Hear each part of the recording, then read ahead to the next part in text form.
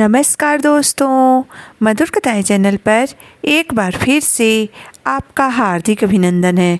तो आज की मेरी कहानी का शीर्षक है सबसे बड़ा धन। तो चलिए शुरू करते हैं आज की अपनी ये कहानी। एक बार एक शक्तिशाली राजा घने वन में शिकार खेलने गया। अचानक आकाश में बादल छा गए और मूसलाधार बारिश होने लगी। सूरज भी अस्त हो गया और धीरे धीरे अंधेरा होने लगा। राजा अंधेरे में अपने महल का रास्ता भूल गया और अपने सिपाहियों से अलग हो गया। अब वह भूख प्यास से व्याकुल होकर एक टीले पर जाकर बैठ गया। थोड़ी देर बाद उसने वहाँ 3 बालकों को देखा। वह तीनों बहुत अच्छे मित्र थे, अपने गांव की तरफ जा रहे थे। उन्होंने उन बच्चों को आवाज़ देकर अपने पास बुलाई और कहा, सुनो बच्चों, जरा मेरे पास आओ। जब वह बालक राजा के पास पहुँचे तो राजा ने उनसे पूछा, क्या यहाँ कहीं थोड़ा सा भोजन और जल मिलेगा? मैं बहुत भूखा प्यासा हूँ। तब उन बालकों ने उत्तर दिया, अवश्य महाराज, हम अभी अपने घर जाकर आपके लिए कुछ खाने के लिए और पीने के लिए पानी लेकर आते हैं। वह तुरंत अपने गांव की ओर भागे और तुरंत अपने घर से पानी और भोजन लेकर राजा के पास आ गए। राजा बच्चों के उत्साह और प्रेम को देखकर बहुत प्रसन्न हुए। राजा बोले, मेरे प्यारे बच्चों, तुम लोग अपने जीवन में क्या करना चाहते हो? मैं तुम सबकी सहायता करना चाहता हूँ। कुछ देर सोचने के बाद एक बालक बोला, महाराज, मुझे आप धन दे दीजिए। मैं कभी 2 समय की रोटी वक्त पर नहीं खाई है, कभी सुंदर वस्त्र नहीं पहने हैं, इसलिए मुझे आप केवल धन दे दीजिए। राजा मुस्कुरा कर बोले, ठीक है, मैं तुम्हें इतना धन दूंगा कि जीवन भर तुम सुखी रहोगे। यह शब्द सुनते ही धन मांगने वाले बालक की खुशी का ठिकाना न रहा। तभी दूसरे बालक ने उत्साह से पूछा, महाराज, क्या आप मुझे एक बड़ा सा बंगला और घोड़ा गाड़ी दे सकते हैं? राजा ने कहा, अगर तुम्हें यही चाहिए तो मैं तुम्हारी भी इच्छा पूरी करूँगा। तीसरा बालक कुछ नहीं बोला, वह चुपचाप सोचता रहा। तब राजा ने कहा, तुम चुप क्यों हो? तुम भी बोलो, तुम्हें क्या चाहिए? तब उस बालक ने राजा से कहा, महाराज, न तो मुझे धन चाहिए और न ही बंगला गाड़ी चाहिए। मुझे तो आप ऐसा आशीर्वाद दीजिए जिससे मैं पढ़ लिख कर विद्वान बन सकूं और शिक्षा समाप्त होने पर अपने देश की सेवा कर सकूं। तीसरे बालक की इच्छा सुनकर राजा बहुत प्रभावित हुए। उन्होंने उसके लिए उत्तम शिक्षा का प्रबंध करवा दिया।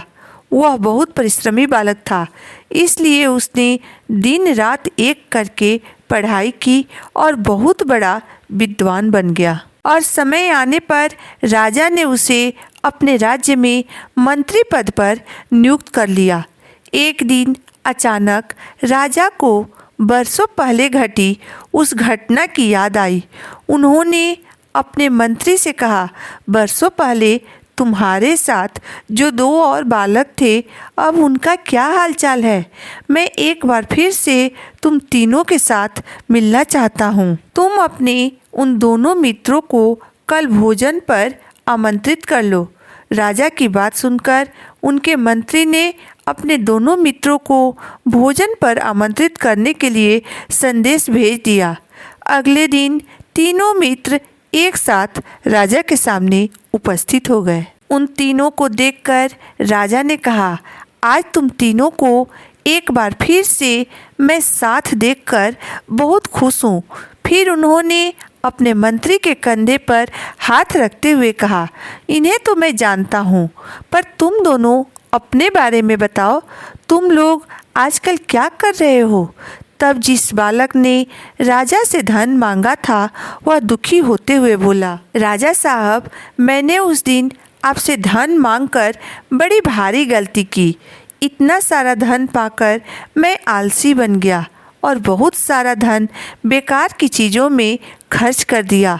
मेरा बहुत सारा धन चोरी भी हो गया और 1 वर्ष में ही मैं वापस उसी स्थिति में पहुंच गया जिसमें आपने मुझे देखा था। बंगला गाड़ी मांगने वाला बालक भी अपना रोना रोने लगा और बोला, महाराज, मैं बड़े ठाठ से अपने बंगले में रह रहा था, पर कुछ वर्षों पहले आई बाढ़ ने मेरा सब कुछ बर्बाद कर दिया और मैं भी अपने पहले वाली स्थिति में पहुंच गया।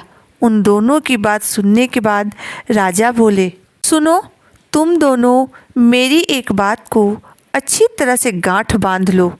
धन संपदा सदा हमारे पास नहीं रहती है, पर ज्ञान विद्या जीवन भर मनुष्य के काम में आता है और उसे कोई चुरा भी नहीं सकता है। शिक्षा ही मनुष्य को विद्वान और बड़ा आदमी बनाता है, इसलिए सबसे बड़ा धन विद्या ही है। राजा की बात सुनकर वह दोनों बालक अपना सर नीचे झुका लिए।